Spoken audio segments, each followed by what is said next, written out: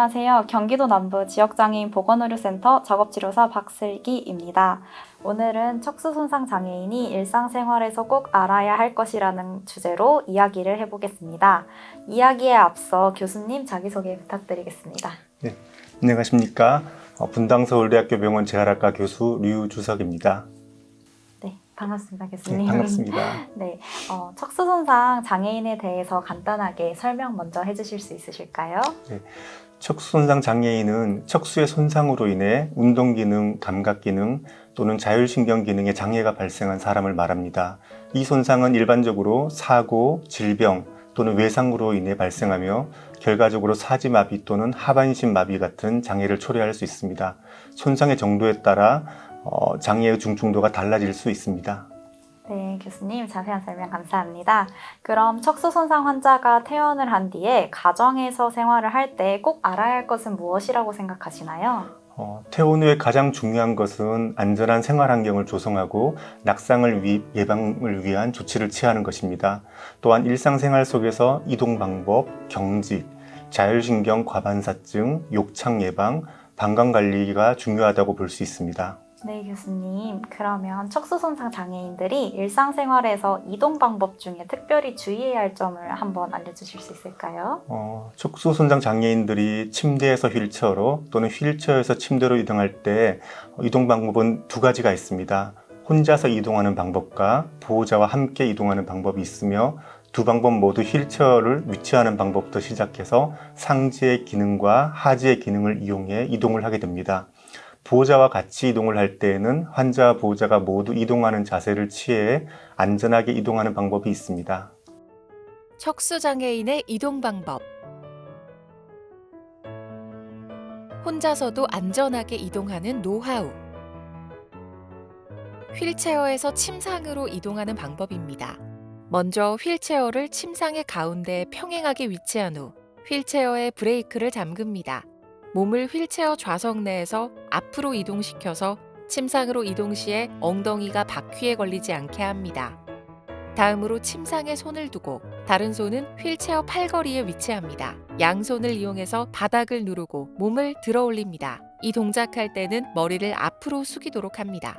다음은 침상에서 휠체어로 이동하는 방법입니다. 먼저 휠체어를 침상에 가까이 위치하게 하고 팔걸이를 제거합니다. 발은 침상 아래에 둡니다. 침상 옆에 몸을 위치한 뒤 한 손은 침상에 두고 다른 손은 최대한 팔걸이를 잡도록 합니다. 바닥에서 엉덩이를 들고 휠체어로 숙여서 이동합니다. 휠체어에 앉으면 팔걸이를 제 위치에 둡니다. 발걸이를 제 위치에 두고 발을 위에 올려둡니다. 다음은 보호자와 같이 이동하는 방법입니다. 보호자는 환자의 엉덩이 부분, 허리벨트나 바지춤을 잡고 셋을 세어 환자의 몸을 듭니다. 이때 휠체어 바퀴 부분보다는 높게 들어서 쉽게 이동합니다. 보호자와 환자는 같이 몸을 돌려 엉덩이를 침상에 내립니다. 보호자는 환자를 편안하고 안전한 자세로 앉게 합니다.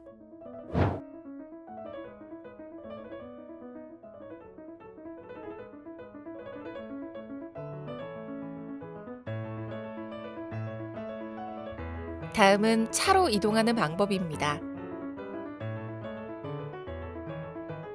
휠체어를 자동차 가까이에 비스듬히 세우고 휠체어 브레이크를 잠급니다. 자동차 운전석으로 이동을 위해 몸을 휠체어 내에서 앞으로 이동합니다.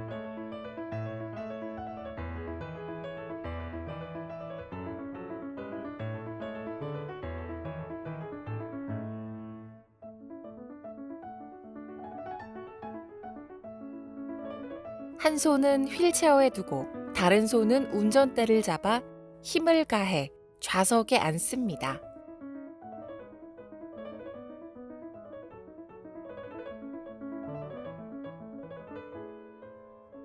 다리를 안전하게 이동하고 휠체어 리프트를 이용해 휠체어를 정리합니다.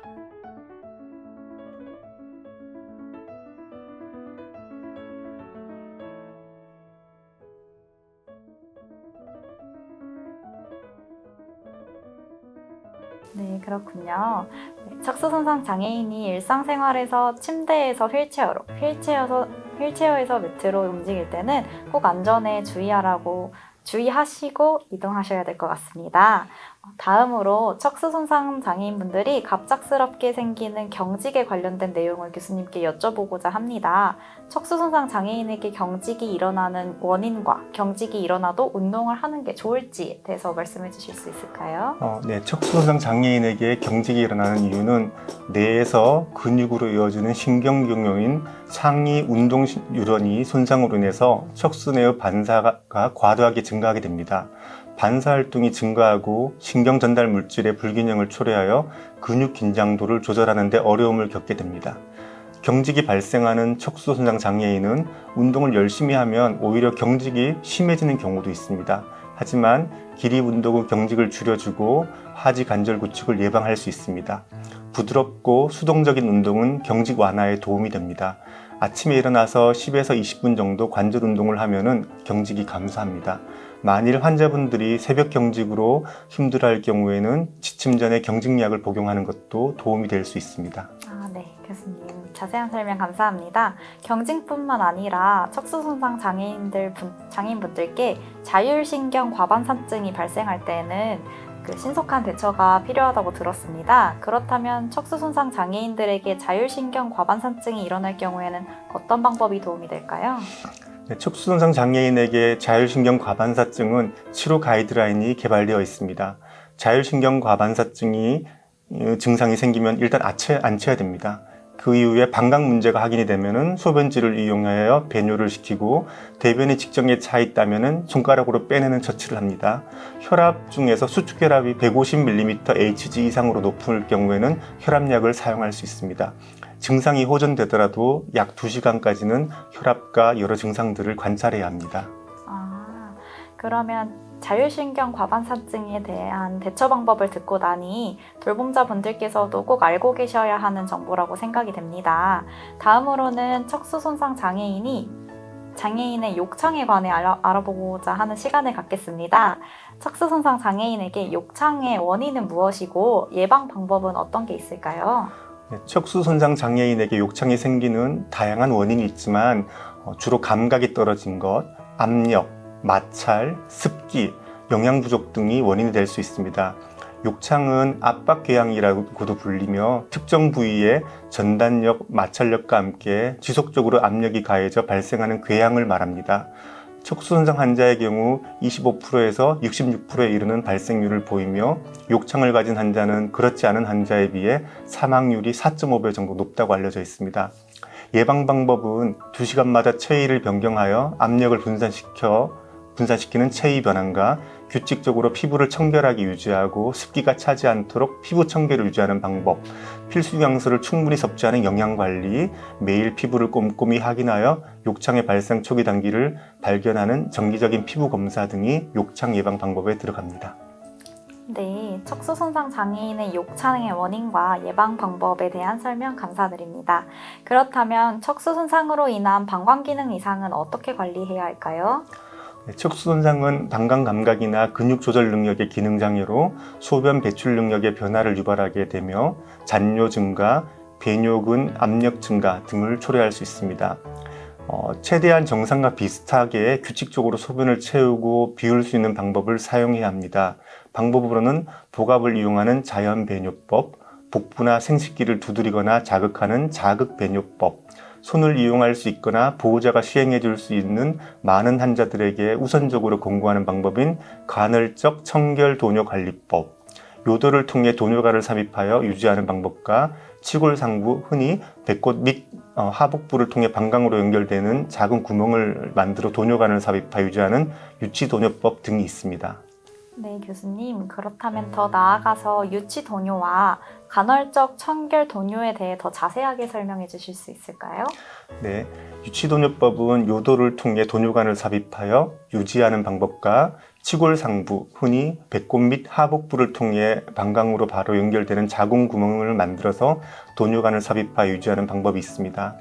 이러한 유치도뇨법은 손을 사용하지 못하여 스스로 청결 간헐 도뇨법을 시행하지 못하는 환자에게 추천됩니다. 간헐적 청결 도뇨는 손을 사용할 수 있거나 보호자가 시행해 줄 수 있는 여건이 되는 많은 환자들에게 우선적으로 권고하는 안전한 방법입니다. 이는 무균 조작법이 아닌 청결 조작법이므로 특별히 면역에 문제가 있는 환자가 아니라면 요도 주변을 물티슈로 닦은 후에 시행할 수 있습니다. 네, 교수님. 두 가지 돈이법에 대한 자세한 설명 감사드립니다. 제가 생각할 때에는 척수손상 장애인이 일상생활에 복귀하시면서 가장 주의해야 할 것이 골절이라고 생각이 되는데요. 척수손상 장애인의 골절 위험이 높은 이유와 주로 골절되는 부위에 대해서 설명 부탁드립니다. 네. 척수손상 환자 장애인은 골다공증이 잘 발생합니다. 또 감각 소실, 자세 및 체중 분포 변화, 압력, 혈액 순환 저하 등으로 인해 골절 위험성이 높습니다. 하지의 경우 체중 부하가 제대로 되지 않기 때문에 뼈가 약해져 골다공증이 발생할 수 있어 대퇴골, 경골, 비골에서 골절이 흔히 발생합니다. 상지의 경우 상지를 지지하거나 휠체어를 사용할 때 과도하게 사용할 경우 손목이나 팔에서 골절이 발생할 수도 있습니다. 네, 많은 질문들에 자세하고 친절한 답변 감사드립니다. 교수님, 마지막으로 척수손상 장애인에게 필요한 척수손상 장애인 맞춤형 운동을 어떤 게 있을까요? 네, 경수 손상의 경우에는 어깨 굽힘 운동, 어깨 펴 운동, 엎드린 자세에서 팔꿈치를 지지하여 좌우로 체중을 지지하는 운동, 엎드려 누운 자세에서 앉기 자세로 변경 운동 등이 있습니다. 흉수와 요수 손상의 환자의 경우에는 앉아서 좌우 몸통 회전 운동, 두 손으로 뻗어 균형 잡기 운동, 두 손 위로 만세하여 균형 잡기 운동, 앉은 자세에서 엉덩이 들었다 내리기 운동, 앉은 자세에서 뒤로 이동하는 운동 등이 있습니다. 척수 손상 장애인의 맞춤형 운동 방법입니다. 사지마비 경수 손상의 경우 운동에 앞서 영상처럼 어깨 스트레칭을 실시한 후 본격적인 운동을 시작합니다.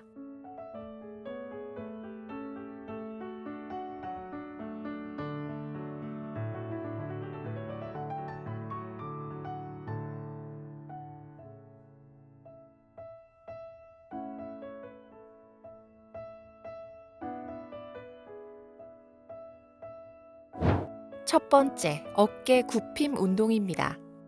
휠체어에 앉아 오른쪽 어깨를 천천히 위로 올려주었다 다시 내리기를 반복합니다. 이때 혼자 너무 힘든 경우 보호자의 도움을 받아 시행합니다. 5번 시행합니다.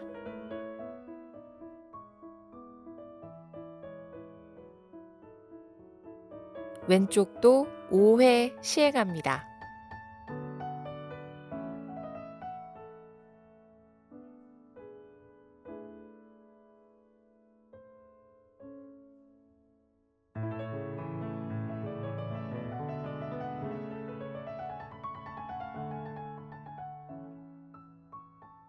두 번째, 어깨 펴 운동입니다. 오른쪽 어깨를 천천히 뒤로 펴주었다 다시 돌아옵니다. 이때 혼자 너무 힘든 경우 보호자의 도움을 받아 시행합니다. 5번 시행합니다. 왼쪽도 5번 시행합니다.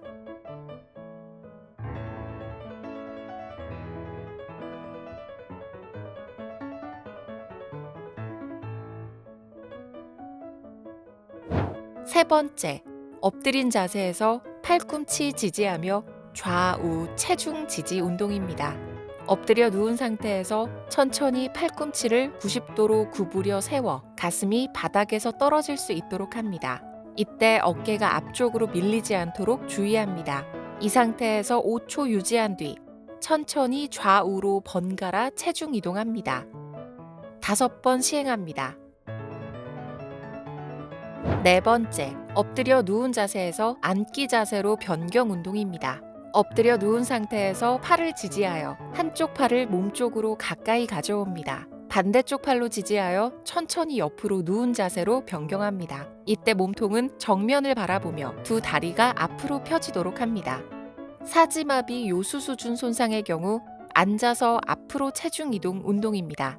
의자 또는 휠체어에서 앉아 두 손 깍지를 껴준 상태에서 앞쪽으로 쭉 뻗어 내어주었다가 다시 되돌아와 앉기 반복을 통해 상지와 하지의 연결성 움직임을 유도하는 운동입니다. 천천히 반복 5회 시행합니다. 사지마비 흉수, 요수 손상의 경우 첫 번째, 앉아서 좌우 몸통 회전 운동입니다. 매트에 두 다리를 뻗고 앉아 공을 두 손으로 잡고 천천히 좌우로 몸통을 회전하여 공을 옆으로 내려놓았다가 들어 올려 반대쪽으로도 내려놓기 반복 운동을 시행합니다. 이때 허리가 과도하게 꺾이지 않도록 주의하며 천천히 반복 5회 시행합니다. 두 번째, 두 손 앞으로 뻗어 균형 잡기 운동입니다.